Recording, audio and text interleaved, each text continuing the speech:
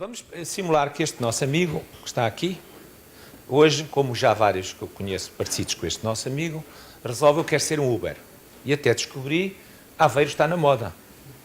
Está na moda, está a ter turismo muito exponencial, etc. E quer começar o Uber em Aveiro.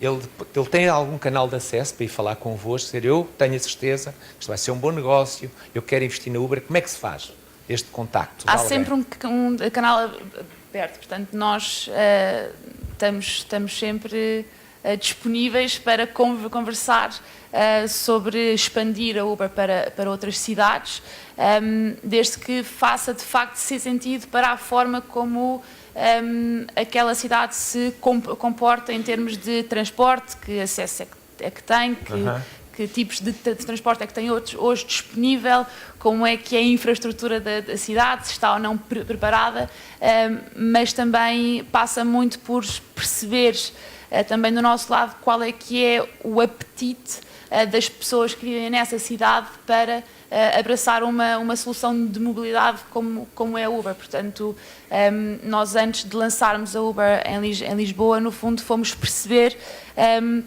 se existia alguma procura já orgânica para utilizar a app cá. E isto aqui parte não só de visitantes internacionais que viajam para cá e porque têm Uber nas suas cidades começam ou tentam utilizar a Uber também aqui em Lisboa, a mesma história no Porto, e pelos próprios locais que começam a fazer download da app. Portanto, quanto mais visível ou quanto mais visíveis forem os sinais de procura nessas cidades, maior é a probabilidade de este conceito fazer de facto sentido nesse local. Eu estou a falar para si porque sim, pronto. Claro. Se não quiser responder, só sorri, que eu percebo logo na resposta. Ok. Uma das coisas que consta, que se fala muito, e que dizem os próprios motoristas da Uber, quando eu meto conversa com eles, é que os outros, alguns já aderiram. Portanto, estão nos dois terrenos. É verdade ou mentira? É verdade, ou seja, uma das alternativas para se tornar parceiro da Uber é, por exemplo, um táxi licença T ou A. Portanto, são veículos de turismo ou táxis de luxo que estão descaracterizados e que fizeram parte da nossa base de parceiros desde o dia 1, quando lançámos o Uber Black cá em Portugal, em Lisboa. Mas sim, é verdade, sim, claro. Existe. Não é boato, existe mesmo. Não. Uma pergunta para a Uber, daí, como eu disse, inspiradora, positiva, que tenha a ver com o futuro, não seja falar mal de nada e que, acima de tudo... Muito bem. Já temos a pergunta para a Uber. Boa tarde. Eu não assisti à apresentação, tive imensa pena. Portanto, corro o risco de fazer uma pergunta que já foi dita. Que é, como é que vocês veem, por exemplo, os territórios de baixa densidade? Ou seja, como é que vocês vão jogar com isso? Porque a Uber está implantada e bem, em termos, isso vimos do ponto de vista de racionalidade económica e de eficiência nas grandes cidades, onde há população, onde há consumo, digamos assim, não é? Mas nos territórios de baixa densidade é muito mais complicado e é aí que surgem muitas vezes os problemas de mobilidade das pessoas, envelhecimento da população, etc. Como é que vocês veem isso? Obrigado. É uma pergunta sem dúvida interessante. Nós cá em Portugal estamos nos grandes centros urbanos, estamos presentes em Lisboa e no Porto e recentemente, o ano passado, decidimos fazer o teste de lançar a Uber no Algarve porque sabemos que ia existir ali um pico durante o verão em que muita gente viaja para lá e de facto está em constante movimento entre as várias cidades que fazem parte desta região. Portanto, a mentalidade sempre foi, ok, apostar nas cidades e nos centros urbanos que têm, de facto, mais densidade. Mas o que vimos foi que, apesar disto ser inicialmente um projeto de três meses, ou seja, que ia viver durante o verão, nós, no final deste período, decidimos ver o que é que acontecia se deixássemos a operação continuar. E no fundo acabámos por ver que de facto se houver um equilíbrio razoável entre aquilo que é carros disponíveis e o número de pessoas que pede de viagens numa base diária ou de quando querem, tudo é possível. O que é que são as principais preocupações aqui?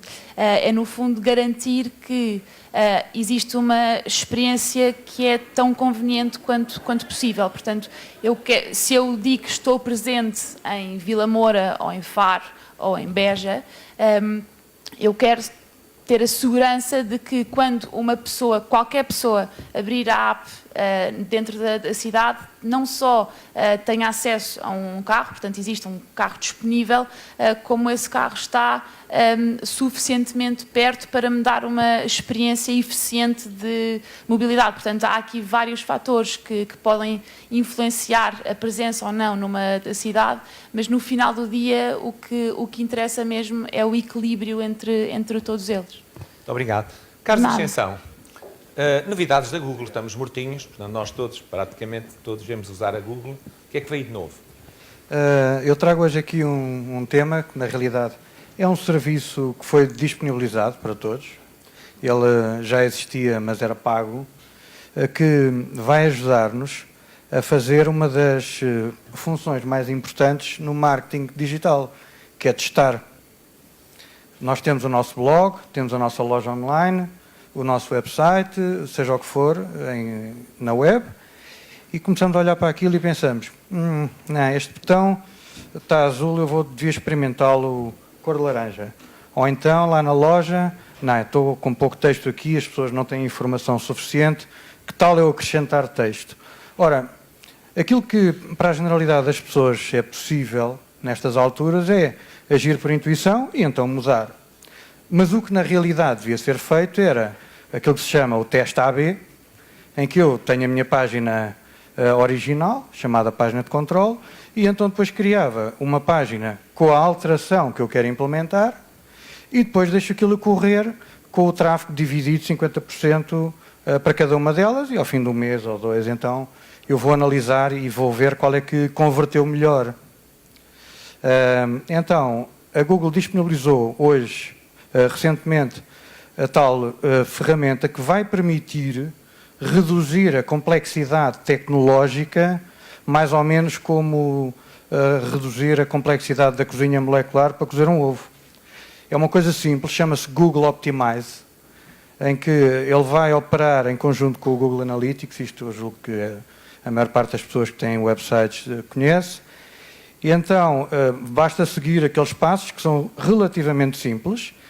Ele cria uma versão B da minha página e eu, através de ferramentas simples como arrastar, escolher cores, alterar o formato do texto, etc., faço a página B e deixo aquilo a correr com resultados palpáveis e muito racionais. Nós temos visto a Google a ser muito ativa na aquisição de empresas que estejam alinhadas com o seu espectro de ação. Está alguma na calha assim que se fala? Não me ocorre. Ocorre-me uma que foi comprada há pouco tempo, chamada Waze, que vai mudar muito também. À medida que for sendo massificada, vai apresentando mais informações junto do Google Maps e do Google Earth. Portanto, vão se integrar ou vão ser dois produtos com funcionalidades diferentes? Aquilo que me parece é que eles combinaram durante algum tempo manterem-se separados e depois ir fazendo a integração e parece que já começam a surgir alguns cruzamentos das tecnologias. E isso é uma das questões, por exemplo, que o caso da Uber, que eu noto, é que eles têm os fãs de que usam o Waze, os que usam o Google Maps e os que usam a própria aplicação da Uber. Então ali há assim uma grande diversidade de utilizações. Então, porque estas informações são partilhadas, quer dizer, são os próprios utilizadores que estão a comunicar se há trânsito, não há trânsito, há radares, etc. Muito bem. Sandra, essa história de que a Amazon e a Google mudaram o mundo, conta lá essa história. Posso acrescentar mais duas? Vá. Vou chamar GAFA. Google, Apple, Facebook e Amazon. Nós fizemos há 3 anos um estudo na Faber Novel, que é partilhado com o mundo, que se chama GAFAnomics. E basicamente o que nós fizemos foi estudar ao longo dos anos aquilo que eram as startups. Para nós, Google, Apple, Facebook e Amazon continuam a ser umas startups. Portanto, são startups no seu comportamento, na forma como elas lidam e estudam o mundo.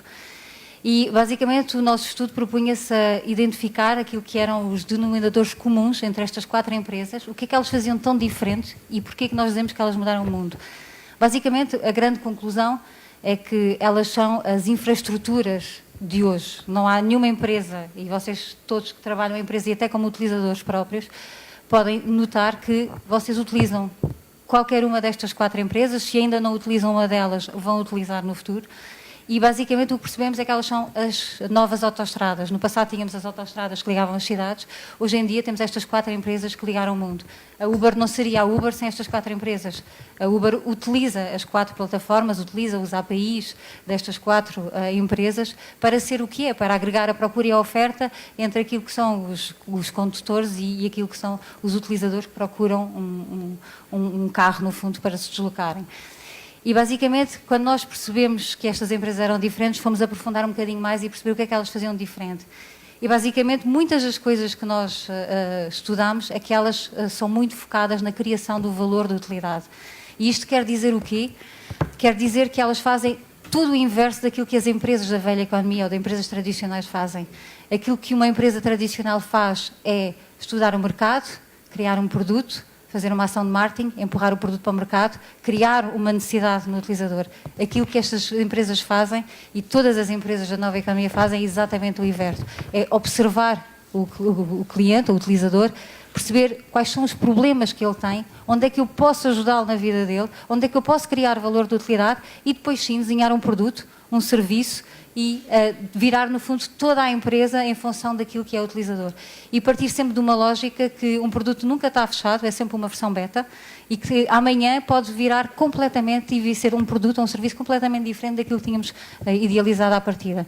Todos estes unicórnios que hoje vemos, todas estas startups que estão a surgir, são aceleradas exatamente por estas 4 empresas que nós identificamos como aquilo que eram as autoestradas desta nova economia. Esta semana ouvi até já entrar a quinta, que já era funk, que entrava ao Netflix, porque passa a ser... O Netflix entram numa segunda onda, que são aquilo que nós chamamos os NATU, que é Netflix, Airbnb, Tesla e Uber, que são já acelerados por esta plataforma.